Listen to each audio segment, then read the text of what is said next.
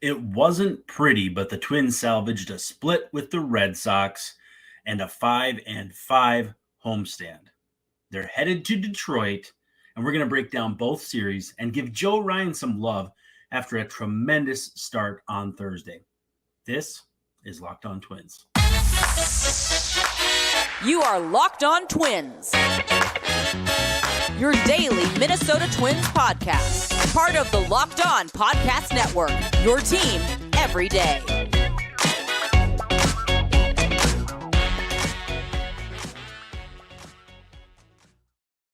Hello again, and welcome back to Locked On Twins. My name is Brandon Warren, and you can find me on Twitter at Brandon_WARNE. You can see it on your screen if you're watching on YouTube. Thanks again for making Locked On Twins your first listen every day. We are free and available wherever you get your podcasts, as well as on YouTube. And of course, part of the Locked On Podcast Network, your team every day. As a reminder, comments are huge, especially on these live shows, because then I can put them up on the screen. We can chat about things that maybe I didn't think about during show prep. And of course, we want the fans to be a big part of the show, because without fans, the show wouldn't exist. Also, if you have questions you want answered on the show that you don't have time to get in the chat, feel free to just send them to me via Twitter at Brandon_Warren at Locked On Twins, or the DMs are open. And finally, Twins, Locked On Twins Breathless post-game minute after most games.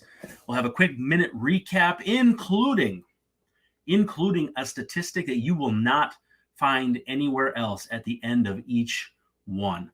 Now, I will make sure to use that stat in this show, so you will definitely get to hear it as well.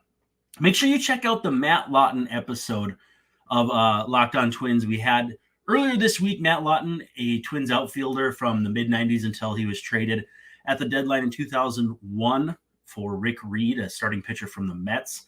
Fun show. Matt was absolutely great. We're working on some other guests. And since we missed the show on Wednesday, we're going to have a bonus episode this weekend, and it's going to be grading the trades of the Falvey and Levine era. So we're going to have some fun with that. But before we get too far down the road, we got to talk about eBay Motors. Today's show is sponsored by eBay Motors. A championship team is about each player being a perfect fit. Same with your vehicle. So for parts that fit, head to eBay Motors and look for the green check. Stay in the game with eBay Guaranteed Fit. ebaymotors.com. Let's ride. eBay Guaranteed Fit only applies to U.S. customers. Eligible items. Exclusions apply. Twins, Tigers on Friday, 5:40 p.m. So on the early side, it's Kenta Maeda making his return after quite some time off. He'll face Joey Wentz, and you can catch every pitch of the Twins' hometown broadcast with SiriusXM on the SXM app with Corey and Danny. All you got to do is search Twins on the app. And as you might expect, we're going to get the show off the ground here with a little love for our friend Joe Ryan. He was absolutely tremendous on Thursday against the Red Sox, an offense that has been a doubles machine for the entire season. Roughed up Twins pitching for 19 runs in the first two games of the series and needed to be walked off on Wednesday. Much different result Thursday, as the Twins kind of dominated from the get-go early on with a couple of big home runs from Byron Buxton and Carlos Correa. And good to see Buck up and going again. But we'll talk more about Buxton here in just a second, as, again, we want to give some love to Joe Ryan because he absolutely deserves it. So first complete game since Jose Barrios against the White Sox, 1,841 days ago. It was the 12th 9-inning complete game in MLB this season and the 16th overall. And that's including games that are 8 innings or range-shortened games. And, in fact, Jordan Lyles of the Royals, who has not won a game all season, even has a complete game. So it's an interesting landscape out there. And at the same time, too, just a tremendous 6-0 win. Joe Ryan. Twins' first complete game shutout since Jose Barrios on April 1st, 2018 at Baltimore. Twins won that game 7-0, and that was the beginning of one of the more frustrating seasons that I remember covering, because that 2018 team I thought was going to be pretty good, especially when they signed Lance Lynn and Marwin Gonzalez late. But Carlos Correa, Byron Buxton with home runs. Byron Buxton hit 931 feet worth of home runs. And not only that, but in the first 3 innings. And it's good to see Buck back. His slash now after a strong game is 215, 315, 459. So again, it's not where you want to be, but when you have the ebbs and flows where you go 0 for 20 and then go on a heater and then 0 for 20 again, such is life. That's going to be kind of how things go. Royce Lewis with a couple of hits too. Twins 10 hits every starter. Actually, you know what? I don't want to go down that road quite yet, because there was some interesting strategy early on in this one. More Joe Ryan, 112 pitches. So that's the most by a Twins pitcher since Kenta, who was returning on Friday, through 115, in August 2020, August 18th, in a 4-3 win over Milwaukee at Target Field. As you'll remember, August in 2020 was very early in the 2020 season. Kenta had not been too far into his Twins career and had a tremendous season, if I'm not mistaken, was second in Cy Young voting. So this was the 13th 100-pitch outing for the Twins this season. A career high for Ryan. I believe 110 was his high before, so went a little above and beyond, which is good to see. And 83 strikes through very, very many fastballs. That's the most strikes by a Twins pitcher in a single game since Scott Baker back in 2011, when he had 87 against the Dodgers in a 1-0 win on June 29th, 2011. So almost exactly 12 years ago. And Scott Baker, big spot Scott, as some of you may remember if you're of a certain age, very good at his peak, but got hurt and it just kind of went sideways from there.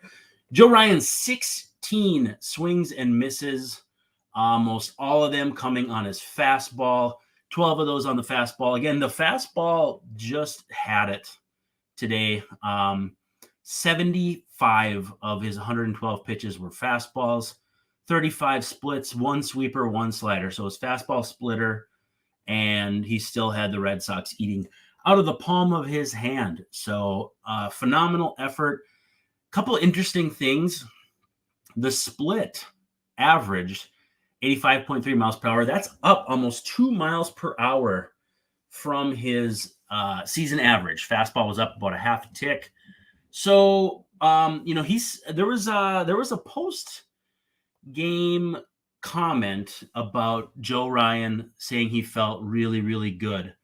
And it was the post game interview. I'm having trouble remembering who it was, but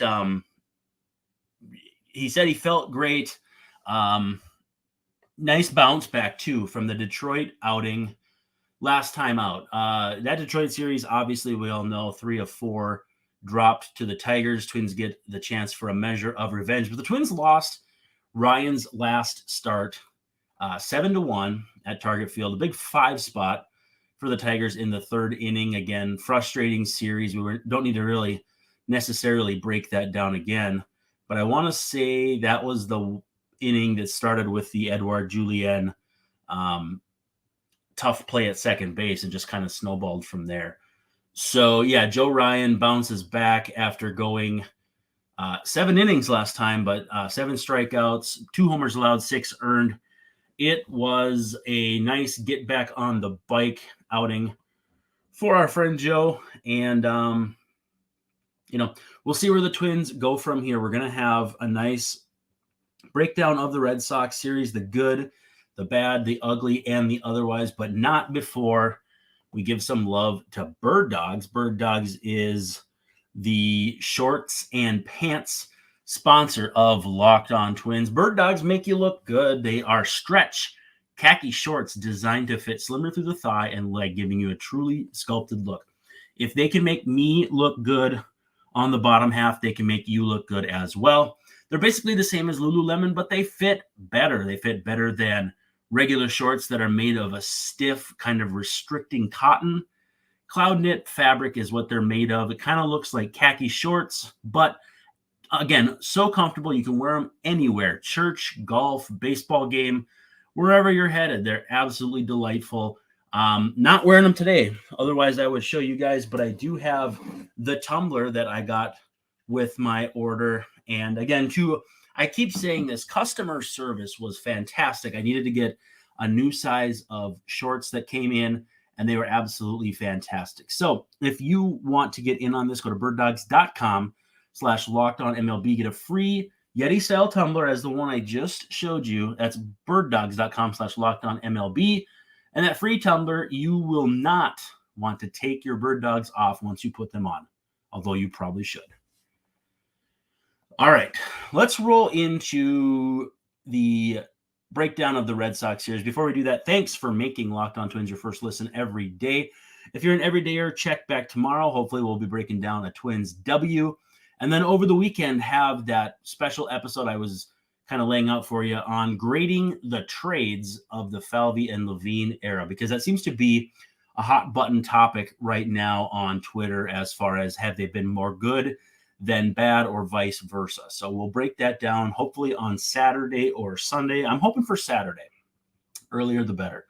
Twins Tigers 5:40 p.m. with the series opener. Kenta Maeda making his return after, a couple months off almost. And Joey Wentz, they'll face the Southpaw. We'll see the Twins lineup that everyone freaks out about with Donovan Solano at the top. But you can catch every pitch of the Twins' hometown broadcast with SiriusXM on the SXM app. Just search Twins. So homestand 5-5, Red Sox series 2-2, a split, however you want to slice it. In Rocco Baldelli's post-game press conference, which featured a wonderful moment as his little daughter was in there with him, basically just handing him balls. He had a mini basketball.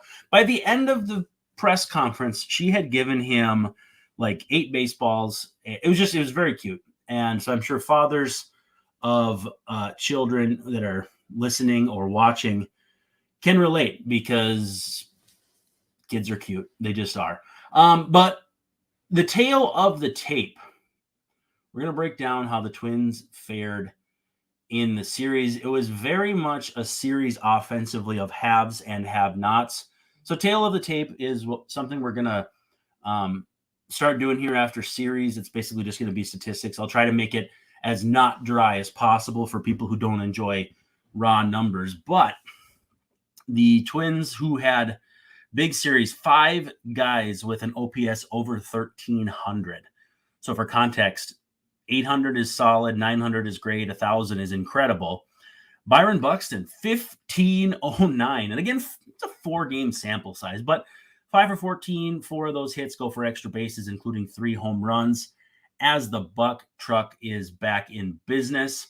Ryan Jeffers, 5 for 8 with a couple extra base hits, a couple of doubles. So he hits 625 in the series.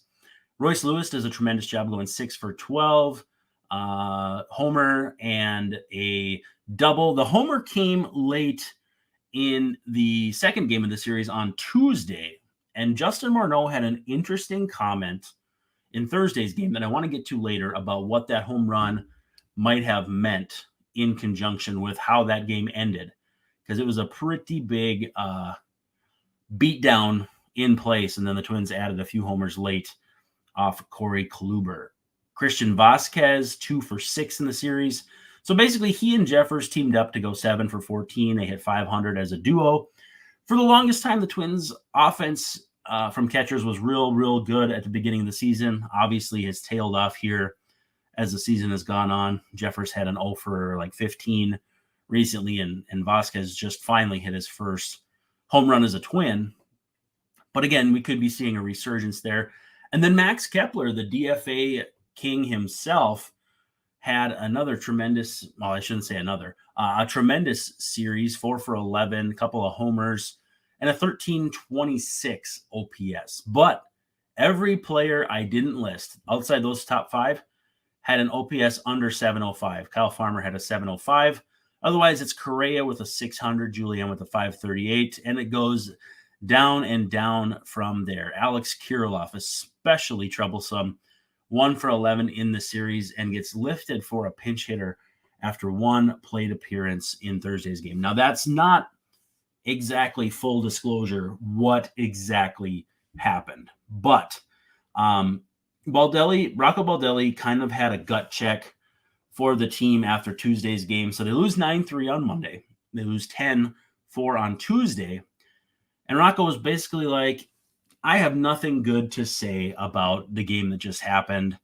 I was about as frustrated as I've ever seen him, frustrated as anybody in Minnesota has seen him as long as he's been managing the Twins. And we're now into season 5. So that's really saying something, considering the Twins' first 2 seasons with Baldelli were very good, and the last 2.5 have been, we'll call them shaky, just to be charitable. But yeah, 9-3 loss. And the frustrating thing, I think, in Monday's game was the Twins come back.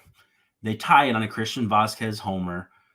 Vasquez just unloads for the first time all season. James Paxton was great, by the way, throwing heat, starting to look like his old self, really hoping that he can stay healthy because, it's been such a bumpy road for him. But Verdugo with a bases clearing triple in the 6th, Casas with a homer in the 7th.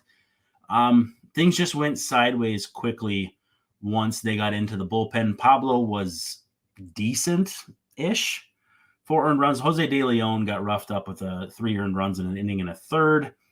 But ultimately, it was an ugly one, and it bled into another ugly one on Tuesday.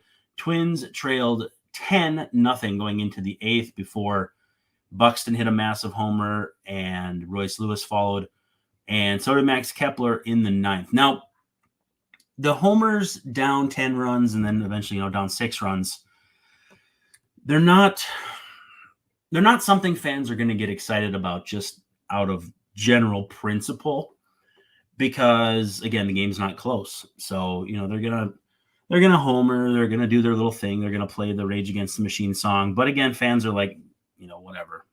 We stuck it out this late. At least we saw some fireworks. But Justin Morneau said that those homers can be a springboard. And for someone like me who's not really keen on the concept of game-to-game momentum, you're only as good as that day's starter, he made an interesting point. He said, when you're hitting like the Twins have hit now for, you could say all season, you start to grip the bat a little tighter. You start to get real tense at the plate. You start to try to do too much. And it can really, baseball is a psychological game, and so it can get away from you quickly, and those slumps can really mount on you. I think we've seen that with any number of hitters. But he said, when it's 10-0, you just go up there, get your rips in. You're not as worried about the pressure of the situation. You're not as worried about getting out of those slumps. You're just trying to kind of, do your thing. And so Twins hit 3 home runs in rapid succession. And he said that could be the fuse, basically, that lights the powder keg and maybe loosens up the offense a bit. They come back with a 5-4 walk-off win. Kyle Farmer with that dog in him on Wednesday. And then, again, 6-0, fairly dominant, or I would say even pretty much very dominant, because the Red Sox only had 3 hits, effort against the Red Sox. I would like to think it would lead the Twins to roll into Detroit and kind of get some retribution for that ridiculous series at Target Field. But again, I'm a little skeptical about game-to-game momentum. At the same time, too, this offense has just not gotten anything going all season long. So it'd be high time for that to happen. Thursday's game, and just like every other game this season, though, was not without mistakes. Michael A. Taylor with a big one at, you could say second base, you could say third base. So early on, it was the second inning, and the Twins had just taken a 4-0 lead. And Kyle Farmer hits for Kirilloff after Solano hits for Julien. And those are the pinch hits in the second inning as the Red Sox win from Justin Garza to Brandon Walter. Again, that strategy just doesn't sit well with me, and maybe we'll talk about that here in a second. But Kyle Farmer absolutely crushes a baseball to center. And I believe it was Jarren Duran runs it down and throws back to the infield. Taylor got a pretty good jump from second base where he had been from doubling to left to drive in a couple runs earlier in the inning.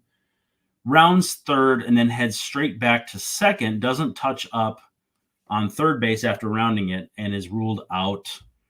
And that can't happen in the major leagues. Like that's a JV level rule violation. Like you should know you have to touch up again on any base you cross over when you're tagging up or not tagging up, I guess would be the way to put that.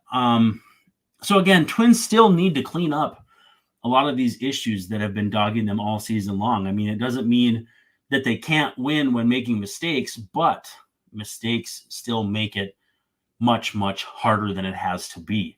And that's why the Twins right now are 38-38, as opposed to the Pythagorean record, which is closer to probably like 43 and 33, or maybe 42 and 34. I don't know what it is off the top of my head, but they should be doing a lot better based on runs scored and runs allowed. Let's get into the Tigers series coming up. Twins, Tigers open up on Friday. It's a 3-game set over the weekend before the Twins head to Atlanta for a rarely seen trip to check out Truist Park. I almost said Turner Field because we talked about Turner Field with Matt Lawton in the episode earlier this week, because that's where the All-Star game was in 2000 when he represented the Twins. But Twins Tigers Friday, 5:40 p.m. locally. Maeda making his return against Joey Wentz.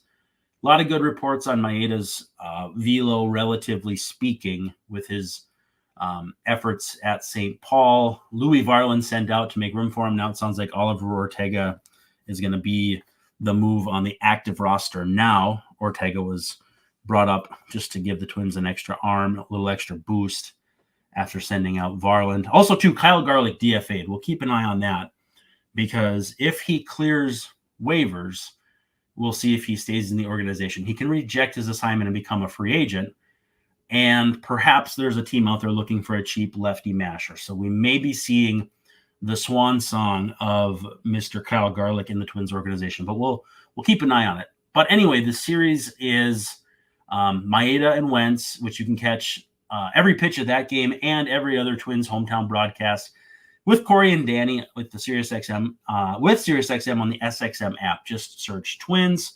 So it's Pablo Lopez and Reese Olson on Saturday. Pablo looking to get back on track.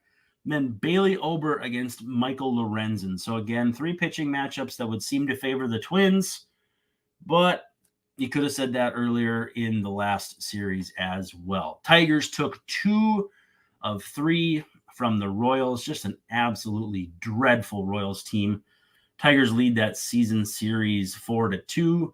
Javi Baez gets his 1,000th hit in the last game of the series on Wednesday. They had a 3-game set. They had a day off on Thursday. So they'll come in well rested, whereas the Twins are kind of in the thick of it in their big long stretch here. They'll go to Atlanta and then have next Thursday off. So they still have, I believe it's 6 games to go. Yep, 6 games to go before they have an off day next Thursday, and then they head to Baltimore. So going to be a test after Detroit, and again, after how they played against Detroit at Target Field, a test there as well.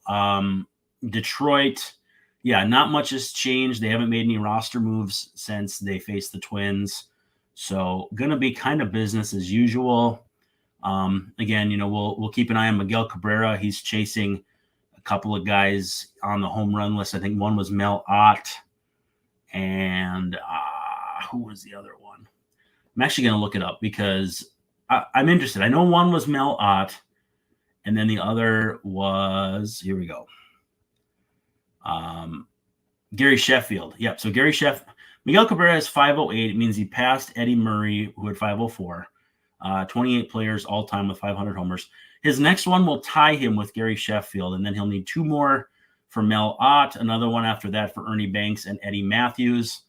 We'll see what he has in him this season, because at 521, there's Ted Williams, Frank Thomas, and Willie McCovey. Really unlikely based on the fact that he would need 13 more homers, and he only has 1 right now.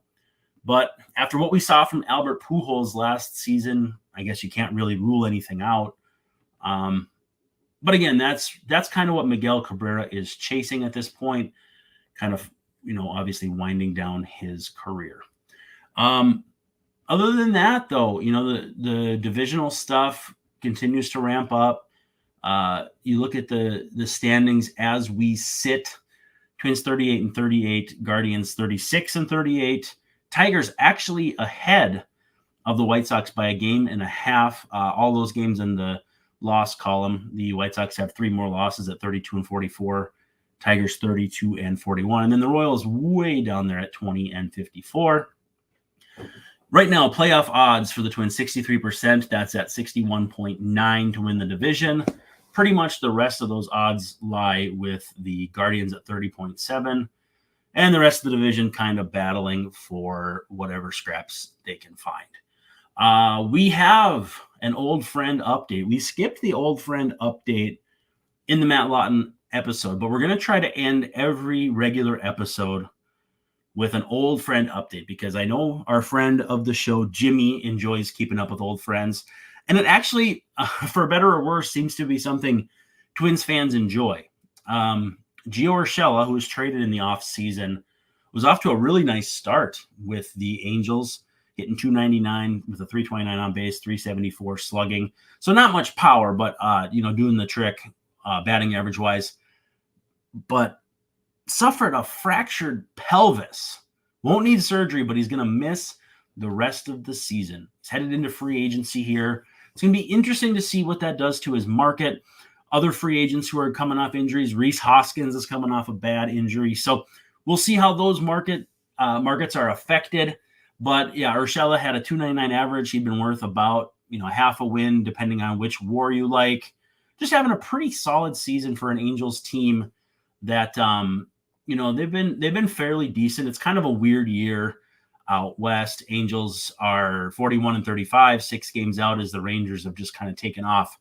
But they'll be without our friend Gio Urshela the rest of the way. It looks like Luis Rengifo will take over. But a bonus old friend, and it was a very brief old friend, Isaiah Kiner-Falefa in tonight's game not only hit a home run, which is excessively rare for him in a 10-2 loss. In fact, he hit it in the 9th inning off Chris Flexen and accounted for the only 2 runs. Like I said, 10-2 loss. But he also had a strikeout pitching in the 9th inning, striking out Eugenio Suarez on 6 straight fastballs, all ranging from 74 to 78 miles per hour. So Suarez is going to want to file that one away in the trash can, in the recycling bin. But Kiner-Falefa, Twin for about 10 minutes here before the start of last season. Strikeout and a home run in the same game. I believe he was the first Yankee since Mel Stottlemyre to do so back in 1971, back before the DH was instituted in 73. All right, that's a wrap for this episode. I want to thank you for hanging out. Make sure you follow me on Twitter at Brandon_Warren, Locked On Twins at Locked On Twins. And then I'll be on the Locked On Roundtable Friday morning with Ron Johnson and Sam Ekstrom and Luke Inman. So make sure to check that out as well. Thanks for making Locked On Twins your first listen every day. And I know we've been inconsistent with these. We did have an illness in the house last night that I had to account for, but little man goes to daycare in July. So I will get on a much more consistent podcast posting schedule to where you guys can rely on a new show every morning as opposed to, one morning, one night, one morning, one night. Because again, I want you guys to have the product that you signed up for. So again, if you have any suggestions, whatever you have, send them my way. I want to make the show the very best possible show it can be. Subscribe, give us a 5-star rating on whatever platform you're listening on, or if you're watching, like us, subscribe on YouTube, hang out in the comments, and send us questions for the last segment. Usually we'll do the 7th inning stretch. Voice of the fan will answer your questions, but we were chock full of catching up on this episode, so we didn't get to any questions. Anyway, this is Brandon Warren signing off, saying thank you so much for hanging out, and don't forget to stop by tomorrow.